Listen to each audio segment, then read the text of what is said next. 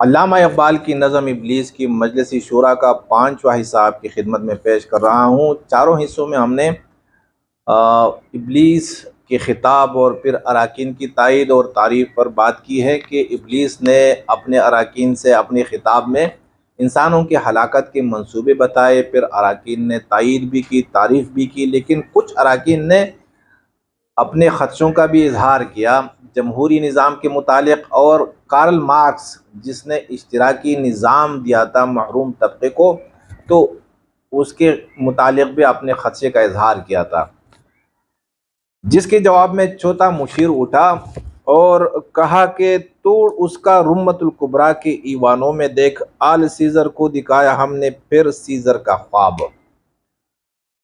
چوتھے مشیر نے کہا کہ ہمیں ڈرنا نہیں چاہیے کارل مارکس سے، اور کارل مارکس جو نظام لے کر آیا ہے اشتراکیت کا، اس کا توڑ کہاں پر ہے؟ وہ روم کے ایوانوں میں ہے۔ روم کی ایوانوں میں ایک بندہ پیدا ہو گیا تھا، اور ابلیس کے مشیر نے کہا کہ ہم نے ایک ایسے انسان کو کھڑا کر دیا وہاں پر جس نے وہیں پرانا نعرہ لگایا، آل سیزر کا خواب، جس نے قوم پرستی کی تحریک شروع کی ہے اور جس کا نام ہے مسولینی۔ یہ روم کا تھا، جیسے جرمنی میں ہٹلر تھا تو روم میں مسولینی تھا۔ اب اس نے سیزر کا وہ نعرہ لگا دیا۔ سیزر کون تھا؟ اس نے سینکڑوں سال پہلے عظیم رومی سلطنت کی بنیاد رکھی تھی، تو بعد میں ان پہ زوال آیا، اور پھر مسولینی نے پھر وہی نعرہ لگا دیا کہ ہم نے پھر اٹھنا ہے اور اپنی قوم کو پوری دنیا کا امام بنانا ہے اور ساری اقوام کو مغلوب کر دینا ہے۔ تو کہا کہ ہم نے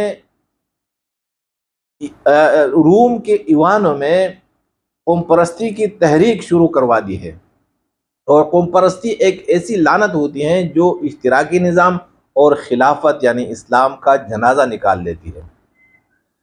اب خلافت کو کیسے ختم کیا اور اشتراکی نظام کو ہم پھر کیسے ختم کریں گے؟ تو یہی قوم پرستی ہے، اسی سے ہم اس کو ختم کر دیں گے۔ اب ان کی قوم پرستی کی تحریک کیسے چل رہی ہے؟ تو کہا کہ کون بحر روم کی موجوں سے ہے لپٹا ہوا، گاہے بالت چوں سنوبر گاہے نالت چوں رباب، کہ دیکھیں جیسے بحر روم ہے، اس کی موجوں سے کون لپٹا ہوا ہے، اور وہ موجیں کہاں جا رہی ہیں؟ تو ان سے وہی قوم پرست لپٹے ہوئے ہیں، اور یہی لوگ پوری دنیا پر چھا جائیں گے۔ اب اگر دنیا اشتراکی نظام سے متاثر ہو رہی ہے تو اسی آگ کو ہم بجھائیں گے قوم پرستی کے پانی سے۔ تو اس کے جواب میں تیسرے مشیر نے پھر سوال اٹھایا اور کہا کہ میں تو اس کی عاقبت بینی کا کچھ قائل نہیں جس نے افرنگی سیاست کو کیا یوں بے حجاب۔ یہ مسولینی، اس کی عاقبت بینی کا میں قائل نہیں ہوں، تیسرے مشیر نے کہا، اس کی نظر نتیجے پر نہیں ہے، یہ جو کچھ کر رہا ہے اس کا نتیجہ یہ ہوگا کہ کہیں ناکام نہ ہو جائے، کیونکہ اس نے مغرب کے طرز سیاست کو بے حجاب کر دیا۔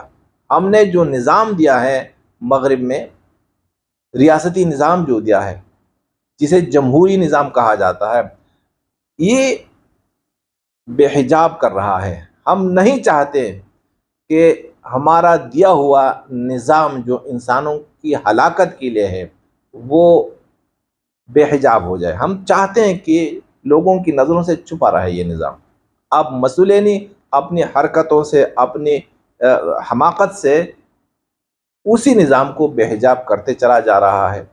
تو اس کے جواب میں 5واں مشیر جو کہے گا تو اس پہ انشاءاللہ پھر بات ہوگی۔